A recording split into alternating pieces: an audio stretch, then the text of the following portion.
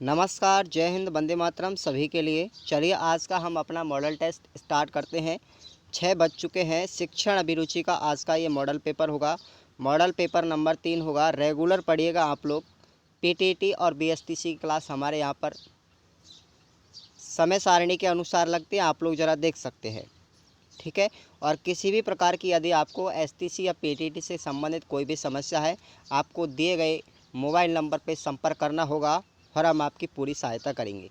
चलिए आज का अपना पहला मॉडल पेपर है, तो ये तीसरा मॉडल पेपर होगा आज का। और उसका पहला क्वेश्चन आप सभी बताइएगा क्या होगा इसका आंसर। बच्चों का प्रथम अध्यापक कौन होता है? बच्चों का प्रथम अध्यापक कौन होता है, बताइए ज़रा सभी।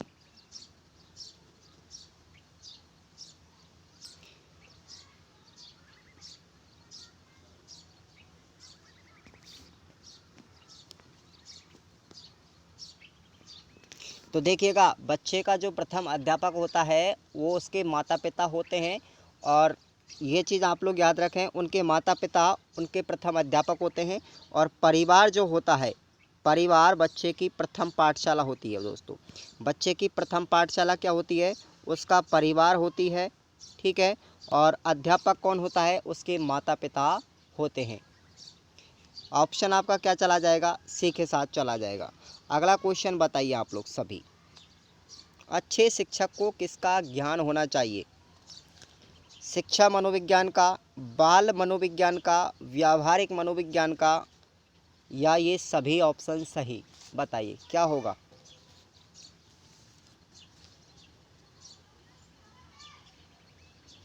बहुत बढ़िया।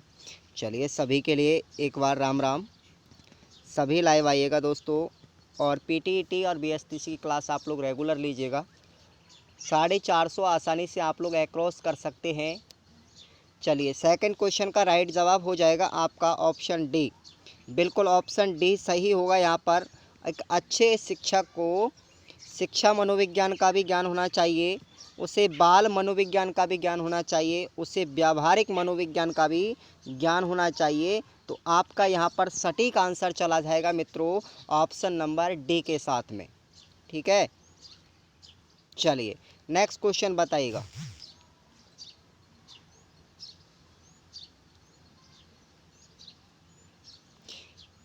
तीसरा क्वेश्चन है कि बच्चे के विकास में उसके परिवार का जो प्रभाव उस पर पड़ता है उसे हम क्या कहते हैं?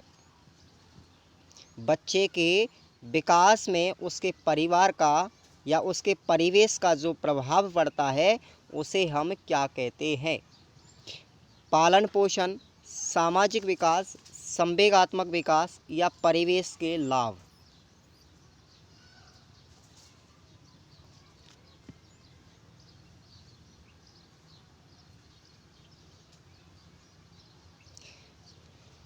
तो इस क्वेश्चन नंबर 3 का सही जवाब हो जाएगा आपका ऑप्शन नंबर ए। भैया उसको क्या कहते हैं? हम पालन पोषण कहते हैं। बच्चे के विकास में उसके परिवेश का जो प्रभाव पड़ता है उसे हम पालन पोषण कहते हैं। नेक्स्ट क्वेश्चन बताइएगा क्या होगा इसका जवाब।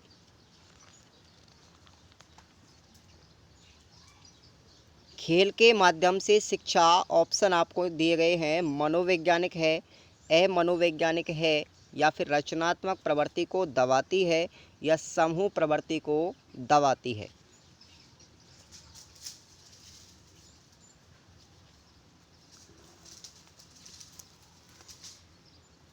सही आंसर लगा देते हैं आप। क्वेश्चन नंबर 4 का लगाइएगा, ऑप्शन नंबर ए हो जाएगा। भैया एक साइंटिफिक है, मनोवैज्ञानिक है, एक साइकोलॉजी है। खेल के माध्यम से जो बच्चों को शिक्षा दी जाती है उसे हम किंडरगार्टन पद्धति के अंतर्गत बताया जाता है। ये चीज़ आप लोग याद रख लें कि जो किंडरगार्टन पद्धति है बच्चों को खेल खेल के माध्यम से सिखाती है। और उसके जनक थे वो फ्रॉवेल थे।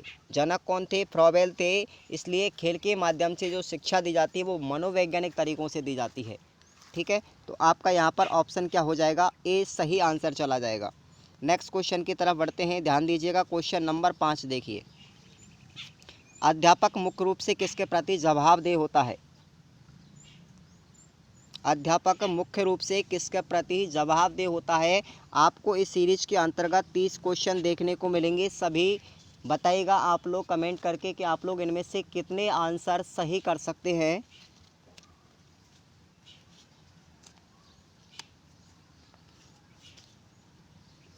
कर लीजिएगा लॉक। क्वेश्चन नंबर 5 का राइट आंसर हो जाएगा अध्यापक मुख्य रूप से जवाबदेह होता है समाज और छात्रों के प्रति, समाज की प्रति भी अपने अधिकारों को प्रदर्शित करेगा और बच्चों के भविष्य के लिए भी अपने ज्ञान को प्रदर्शित करेगा। ये चीज़ याद रखें, ठीक है ना। आपका ऑप्शन ए बिल्कुल सटीक आंसर चला जाएगा। नेक्स्ट क्वेश्चन की तरफ ध्यान दीजिएगा कि शिक्षा की खेल विधि का अर्थ क्या है। शिक्षा की खेल विधि का अर्थ क्या है। ऑप्शन दिए गए हैं खेल क्रियाओं के द्वारा शिक्षा, खेल क्रियाओं के द्वारा मनोरंजन, खेल की शिक्षा या क्रियाशीलता पर जोर।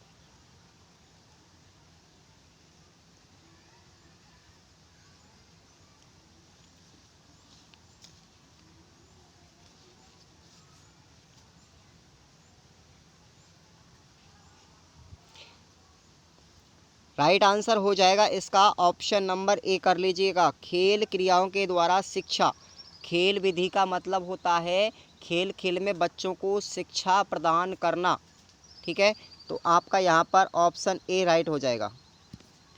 अगला क्वेश्चन देखिएगा, अभ्यास से क्या होता है। अभ्यास से क्या होता है। ज्ञान प्राप्त होता है, ज्ञानेंद्रियों का प्रशिक्षण होता है, याद होता है और ऑप्शन डी है गृह कार्य नियमित करने की आदत पड़ती है।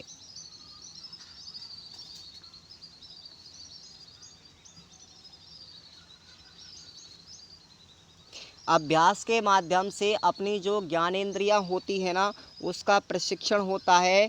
याद रखें आप लोग, सही आंसर हो जाएगा ऑप्शन नंबर बी। आपको एग्ज़ाम में शिक्षण अभिरुचि से संबंधित 50 क्वेश्चन मिलेंगे, उनमें से आपको 45 क्वेश्चन का कम से कम राइट जवाब देकर के आना है, तभी जाकर के आप लोग 450 प्लस कर पाओगे। अगला क्वेश्चन देखिएगा स्क्रीन पर, छोटे बच्चों के लिए शिक्षा का माध्यम कैसा होना चाहिए। किस माध्यम से बच्चों को शिक्षा देनी चाहिए छोटे बच्चों के लिए, मातृभाषा में या फिर अंग्रेजी भाषा में, क्षेत्रीय भाषा में या राष्ट्रभाषा में।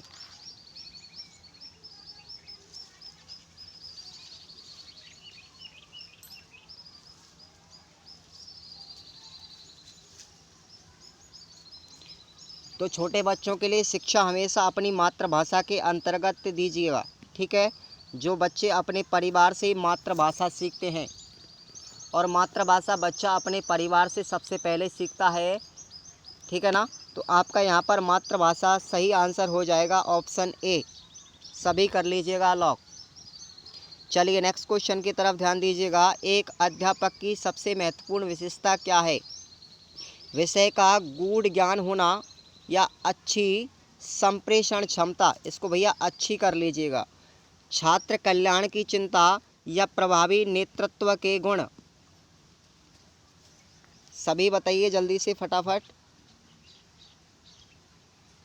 बिल्कुल आप लोग शाम 6 बजे शिक्षण अभिरुचि की क्लास बिल्कुल भी लेना मत भूलिएगा, प्रतिदिन लीजिएगा शाम 6 बजे। मैंने इसका टाइम टेबल चेंज कर दिया है, और जो आपको मैंने वीडियो स्टार्ट होने से पहले टाइम टेबल बताया था वही रहेगा, ठीक है दोस्तों।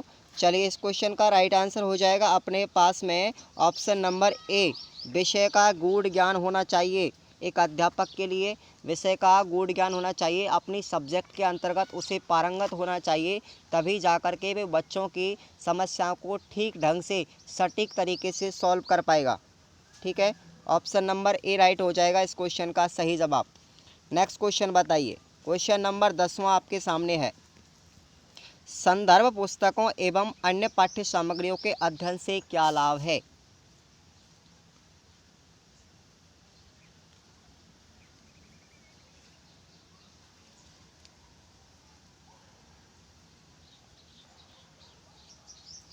देखिए लाइक और शेयर तो कर ही दीजिएगा आप लोग, ठीक है।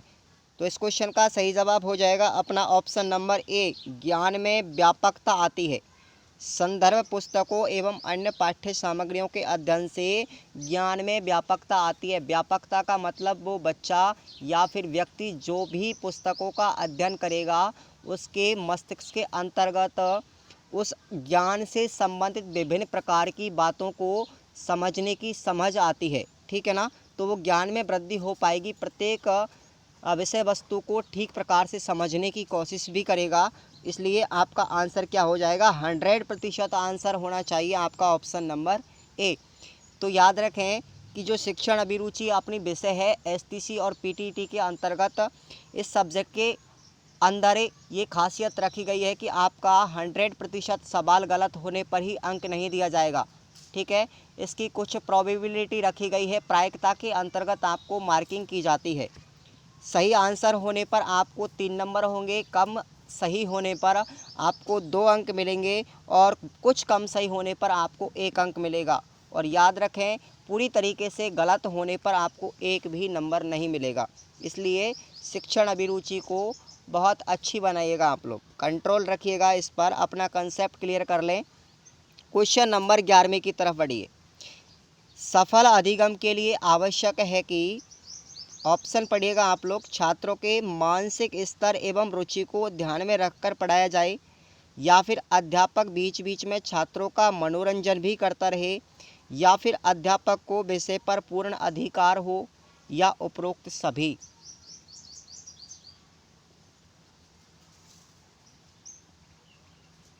आपको ये जो तीनों ही ऑप्शन दिख रहे हैं ना, तो दोस्तों ये तीनों ही 100% सही हैं।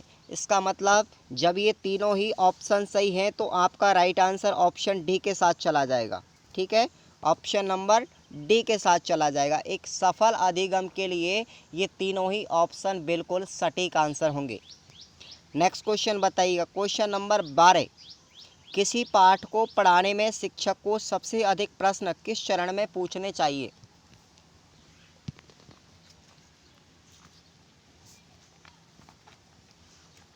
जब तक आपके पेपर होंगे, यानी एसटीसी का जिस दिन भी आपका पेपर होगा उस दिन तक आपको क्लास मिलेगी, कोई दिक्कत वाली बात नहीं है। रेगुलर अपनी पढ़ाई से जुड़िएगा। तो याद रखें किसी भी पाठ को पढ़ाने में शिक्षक सबसे अधिक प्रश्न किस चरण में पूछेगा। यदि आपको एग्ज़ाम में ये क्वेश्चन देखने को मिले तो आपका राइट आंसर हो जाएगा विकास चरण के अंतर्गत। विकास चरण के अंतर्गत शिक्षक बच्चों से सबसे ज़्यादा पाठ में से प्रश्न पूछेगा। काफ़ी बच्चे ऑप्शन ए यानी प्रस्तावना करके आते हैं, जो कि याद रखें आपका सेकंड नंबर का क्वेश्चन सही, सेकंड नंबर के ऑप्शन के अकॉर्डिंग सही होगा ये, ठीक है। आपको 2 ही नंबर मिलेंगे, 3 नंबर आपको विकास चरण के लिए दिए जाएंगे। अगले क्वेश्चन की तरफ ध्यान दीजिए कि निम्न में से कौन सा कथन सत्य नहीं है। 30 क्वेश्चन होंगे, कोई दिक्कत वाली बात नहीं है। धुआंधार क्लास होगी, गर्दा उड़ा देंगे सभी आज। सत्य कथन बताइए इसमें से कौन सा नहीं है।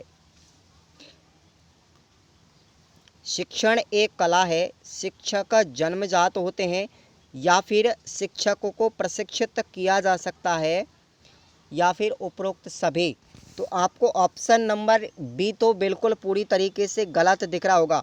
भैया शिक्षक जन्मजात होते हैं, ऐसा कोई नहीं होता कि अपनी माँ के गर्भ से ही शिक्षक बन के ऑलरेडी आते हो, ठीक है ना। तो ये तो गलत है पूरी तरीके से।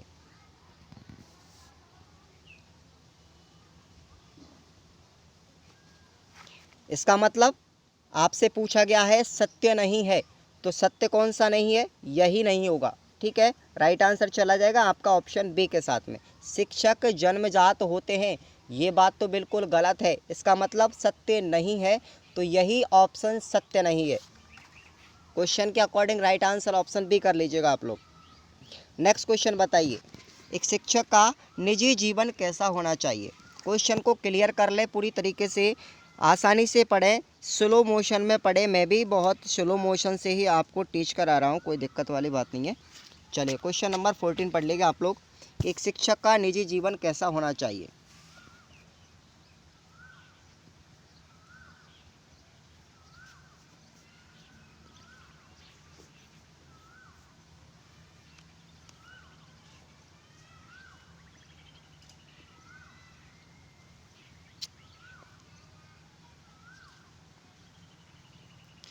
चलिए लॉक कर लीजिएगा। ऑप्शन ए हो जाएगा आपका सही। पद की गरिमा के अनुरूप होना चाहिए। एक शिक्षक का जीवन उसके पद की गरिमा के अनुरूप होना चाहिए।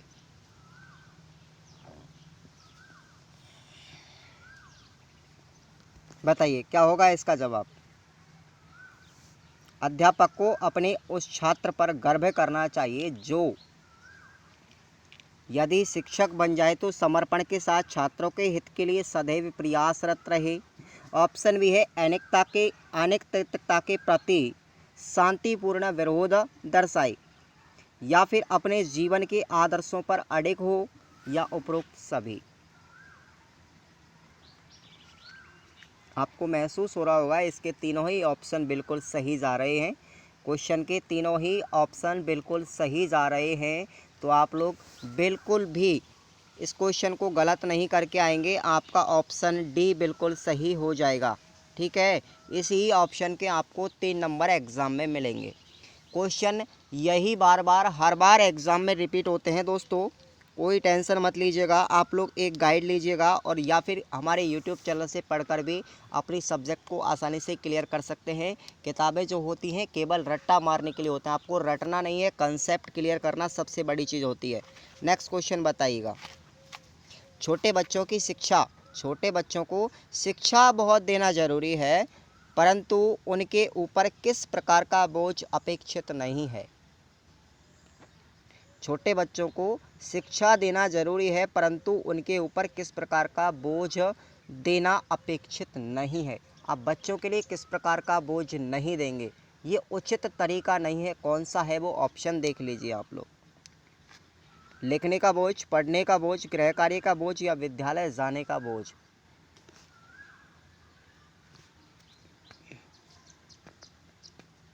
भैया बच्चों के लिए शिक्षा तो देंगे, लेकिन उनके ऊपर आप लोग गृह कार्य का बोझ नहीं दे सकते।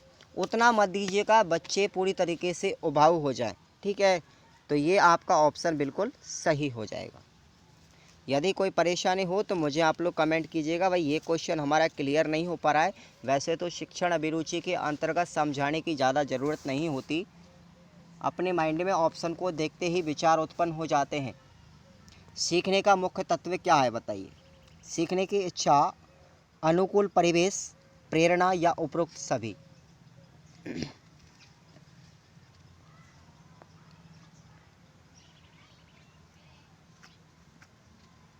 आधा घंटे, सिर्फ 30 मिनट आपके लिए काफ़ी होती हैं रेगुलर क्लास लेने के लिए। 30 क्वेश्चन भी आप लोग रेगुलर तरीके से पढ़ोगे। 50 दिन के अंतर्गत 1500 क्वेश्चन होते हैं, और टीचर एप्टीट्यूड के अंतर्गत इतने क्वेश्चन भी नहीं बन पाते हैं। याद रखें आप लोग, 1500 से 2000 क्वेश्चन भी टीचर एप्टीट्यूड के अंतर्गत नहीं बन पाते हैं। सबसे छोटा सब्जेक्ट है, सबसे सिंपल सब्जेक्ट है। आसानी से आप लोग 150 मार्क्स में से आसानी से 130 से भी ऊपर नंबर ला सकते हैं। इसमें मार्किंग बहुत कम कटती है। और याद रखें नेगेटिव पेपर नहीं होगा बीएसपीसी और पीटीईटी का। तो क्वेश्चन नंबर 17 का सही जवाब कर लीजिएगा आप लोग ऑप्शन डी। बिल्कुल तीनों ही ऑप्शन सही है भैया। सीखने के जो मुख्य तत्व हैं वो सीखने की इच्छा भी होनी चाहिए, अनुकूल परिवेश भी होना चाहिए, और प्रेरणा भी होनी चाहिए। इन तीनों ही पॉइंट्स की अगर हम बात करते हैं तभी जाकर के सीखने का उद्देश्य हमारा पूर्ण हो पाएगा। ठीक है ना, तो आपका यहाँ पर डी ऑप्शन सही चला जाएगा।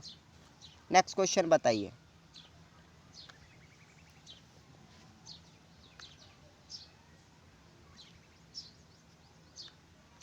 पाठ योजना तभी सही बन सकेगी जब शिक्षक को, ऑप्शन देख लीजिए, कि छात्रों के पूर्व ज्ञान का पता हो, या फिर विभिन्न शिक्षण विधियों का ज्ञान हो, या विभिन्न सिद्धांतों का ज्ञान हो, या उपरोक्त सभी।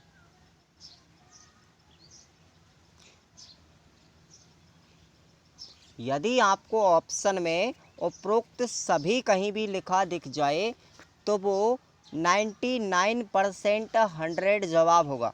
99% आपका सही जवाब होगा। लेकिन काफ़ी बार उपरोक्त सभी देने के बावजूद भी ऑप्शन कोई और ही मिलेगा। ठीक है, तो आपका यहाँ पर ऑप्शन डी ही सही है। याद रखें, एक बार आंसर को चेक ज़रूर कर लीजिएगा, पढ़ लीजिएगा, कहीं ऑप्शन डी यानी उपरोक्त सभी के अतिरिक्त कोई और ऑप्शन तो सटीक नहीं जा रहा है। ठीक है ना। तो याद रखें, इस क्वेश्चन के तीनों ही ऑप्शन सही हो जाएंगे भैया। अगला क्वेश्चन देखिए, छात्रों के आवेगों का दमन करने से संभवतः वे अनुशासन मानने लगते हैं, या फिर उनमें विद्रोह भावना पनपने लगती है, या फिर उनकी सृजनात्मक शक्ति कुंठित हो जाती है, या ऑप्शन डी है ए, बी और सी दोनों। बी और सी दोनों।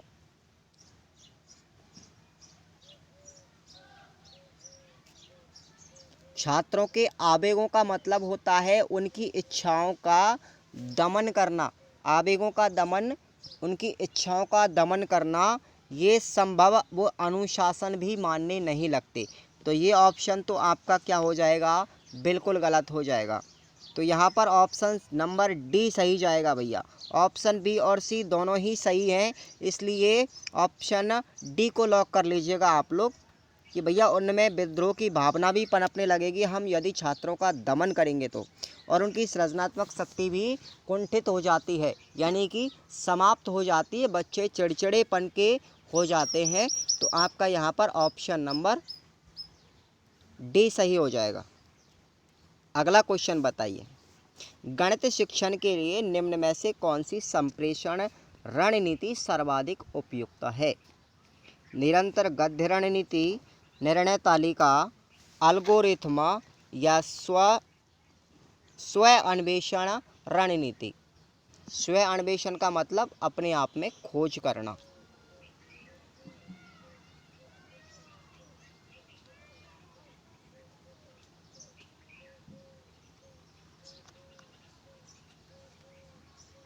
संप्रेषण के लिए, गणित शिक्षण में संप्रेषण के लिए सबसे अधिक यदि रणनीति है, सर्वाधिक उपयुक्त रणनीति है, तो वो हो जाएगी भैया एल्गोरिथम।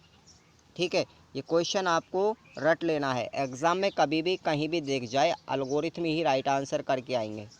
ठीक है, ये क्वेश्चन ऐसे ही आते हैं बार बार। क्वेश्चन नंबर 21 बताइए।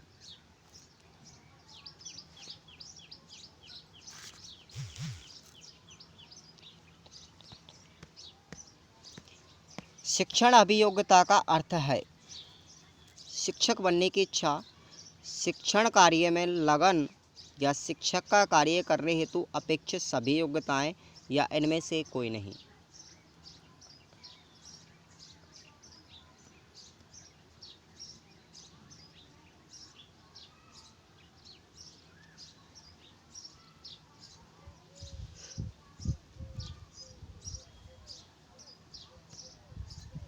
चलिए, तो इसका राइट आंसर हो जाएगा, अपने ऑप्शन सी के साथ चला जाएगा कि शिक्षक का कार्य करने हेतु अपेक्षित सभी योग्यताएं। शिक्षण अभियोग्यता का मतलब होता है दोस्त। अगला क्वेश्चन देखिए, कक्षा में अनुशासनहीनता की समस्या पैदा होने की आशंका रहती है यदि। वीडियो को लाइक कर लें, आपके लिए इतनी मेहनत की जाती है इस यूट्यूब चैनल पर एसटीसी और बीएड वाले बच्चों के लिए, तो आपका एक फ़र्ज़ बनता है, एक दायित्व बनता है कि आप लोग कम से कम वीडियो को लाइक ही कीजिएगा। बस आपसे कुछ नहीं मांगते हैं इससे ज़्यादा। इससे क्या होता है कि हम भी कुछ लोग उत्साहित हो जाते हैं, और आपके एक लाइक करने से आपने कोई फ़र्क नहीं पड़ता, लेकिन हमें मोटिवेट होने का फ़र्क पड़ेगा। ठीक है, तो 22 क्वेश्चन का राइट जवाब चला जाएगा आपका ऑप्शन नंबर बी कर लीजिए। बच्चों को व्यस्त रखने के लिए पूरा काम न दिया जाए। ये अनुशासनहीनता की समस्या पैदा होने की आशंका खड़ी कर देता है कि बच्चों को व्यस्त रखने के लिए पूरे दिन ही वो होमवर्क करता रहेगा। ठीक है, इसलिए आप लोग उनको काम नहीं दें, ज़्यादा से ज़्यादा काम नहीं दें। तो ऑप्शन आपका बी चला जाएगा राइट। नेक्स्ट क्वेश्चन बताइए 23।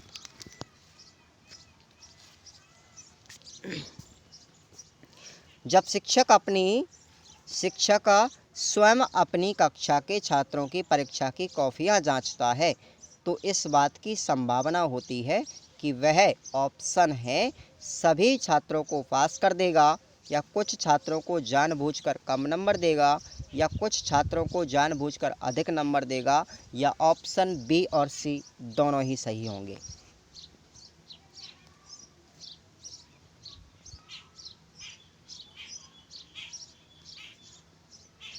देखिए, आपको ऑप्शन नंबर ए दिख रहा है, ये तो पूरी तरीके से गलत होगा, सभी छात्रों को पास कर देगा। इसका मतलब ऑप्शन बी और सी इन दोनों की कोई प्रायिकता नहीं रह जाएगी उस समय पर, यदि ऑप्शन ए सही हो जाएगा तो। ठीक है, तो यहाँ पर सभी छात्रों को पास कर देगा, ये तो कोई ऑप्शन बनता ही नहीं किसी टीचर के लिए। तो आपका यहाँ पर ऑप्शन बी और सी दोनों ही सही है। कहने का मतलब होगा कि डी ऑप्शन यहाँ पर राइट चला जाएगा आपका। वो छात्रों को जानबूझकर नंबर भी कम दे सकता है और नंबर भी ज़्यादा दे सकता है, बच्चे की लिखने की काबिलियत के अनुसार ही वो नंबर दे पाएगा। ठीक है, नेक्स्ट क्वेश्चन देखिए। शिक्षा एक त्रिकोणीय प्रक्रिया है, इसके तीनों कोण हैं। बताइए, इसके तीन कोण कौन कौन से हैं?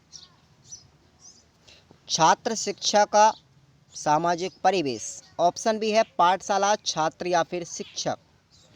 ऑप्शन सी है कि छात्र, पाठशाला और ज्ञानार्जन। और ऑप्शन डी है अध्यापक, छात्र या ज्ञान। ये क्वेश्चन आ चुका है भैया एग्जाम में, ये क्वेश्चन आ चुका है BSTC 2016 के अंतर्गत।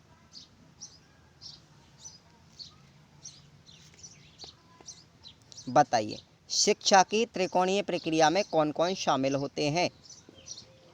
तो याद रख लें इस क्वेश्चन को आप लोग, छात्र, शिक्षक और सामाजिक परिवेश। छात्र, शिक्षक और सामाजिक परिवेश शिक्षा की त्रिकोणीय प्रक्रिया के अंतर्गत शामिल होते हैं। याद रखें इस क्वेश्चन को आप लोग। नेक्स्ट क्वेश्चन देखिए। जो बच्चे शिक्षक के प्रश्न का उत्तर देने के लिए हाथ उठाते हैं उनके उत्तर प्राय सही होते हैं, या फिर उनके उत्तर सही नहीं होते हैं, वे पढ़ने में तेज होते हैं, या उनके उत्तर सही भी हो सकते हैं या फिर गलत भी हो सकते हैं। क्या होगा इसका सही जवाब? जो बच्चे शिक्षक के प्रश्न का उत्तर देने के लिए हाथ उठाते हैं। सबसे सटीक आंसर की खोज कीजिए आप लोग ज़्यादा से ज़्यादा। नंबर आपको 3 तभी मिल पाएंगे जब आपका सही जवाब होगा पूरी तरीके से, और उसमें कोई भी संदेह नहीं होगा, क्योंकि शिक्षण अभिरुचि एक डाउट सब्जेक्ट है।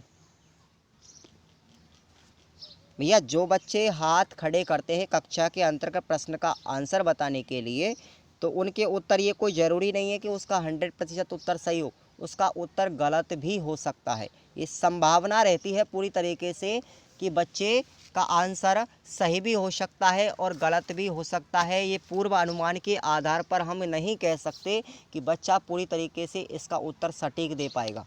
ठीक है ना?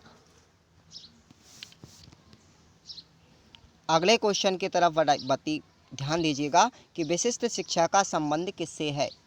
विशिष्ट शिक्षा का संबंध किससे है?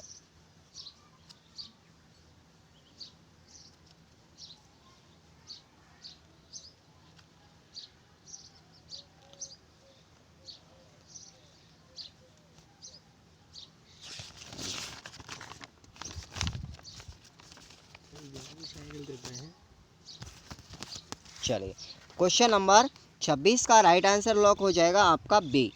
विकलांगों की शिक्षा के कार्यक्रम से संबंधित है। विशिष्ट शिक्षा केवल उन दिवंगत विद्यार्थियों को दी जाती है जो विकलांग होते हैं। अंधे भी हो सकते हैं, उसमें हाथ पैरों से लंगड़े भी हो सकते हैं। ठीक है ना? मतलब मानसिक तौर से भी कमज़ोर बच्चे उसमें आ सकते हैं। तो विशिष्ट शिक्षा केवल ऐसे ही छात्रों के लिए दी जाती है। ठीक है ना? जो फिजिकल हैंडीकैप हो सकते हैं या फिर मेंटल हैंडीकैप हो सकते हैं। तो आपका यहाँ पर क्या हो जाएगा? ऑप्शन नंबर बी सही हो जाएगा।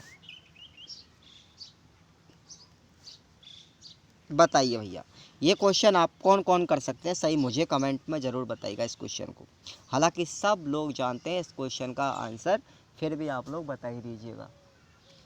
भैया, मौलाना अबुल कलाम आज़ाद। मौलाना अबुल कलाम आज़ाद कौन थे? अलीगढ़ मुस्लिम विश्वविद्यालय के संस्थापक, या जामिया मिलिया के संस्थापक, या भारत के प्रथम शिक्षा मंत्री, या फिर इनमें से कोई नहीं।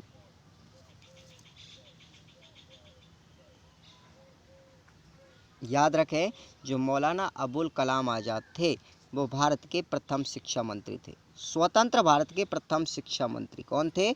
मौलाना अबुल कलाम आज़ाद। ठीक है, चलिए, कक्षा में आप कैसे प्रश्न करना पसंद करेंगे?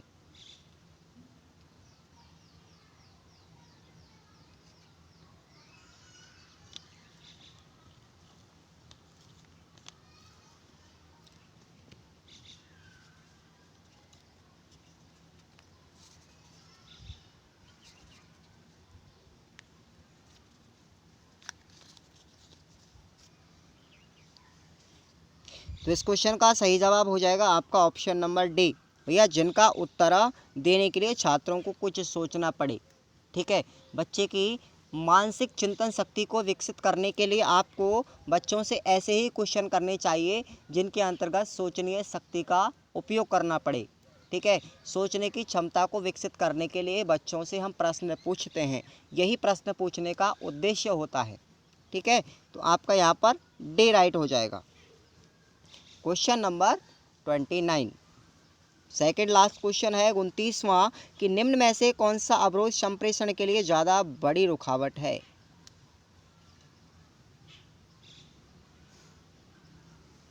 भौतिक अवरोध, संवेगात्मक अवरोध, अंत्यक्रिया संबंधी अवरोध या फिर इनमें से कोई नहीं?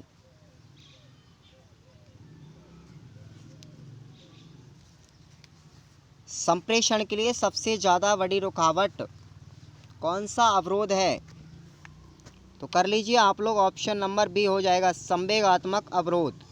संवेगात्मक अवरोध आपका यहाँ सही जवाब हो जाएगा। अगले क्वेश्चन यानी लास्ट क्वेश्चन की तरफ ध्यान दीजिए। सामूहिक संचार की प्रमुख परिसीमा यह है कि ऑप्शन देखिए, यह बहुत महंगा होता है, सफलता ज़्यादातर प्रस्तुतकर्ता पर निर्भर करती है, या फिर संदेश प्रस्तुत करने के लिए अधिक समय की ज़रूरत होती है, और ऑप्शन दी है फीडबैक।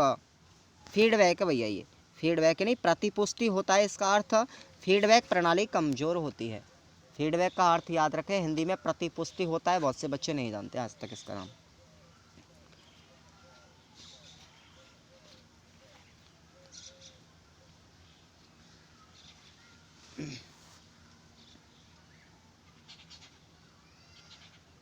परिसीमा का मतलब होता है कमी, याद रखें आप लोग, कमी।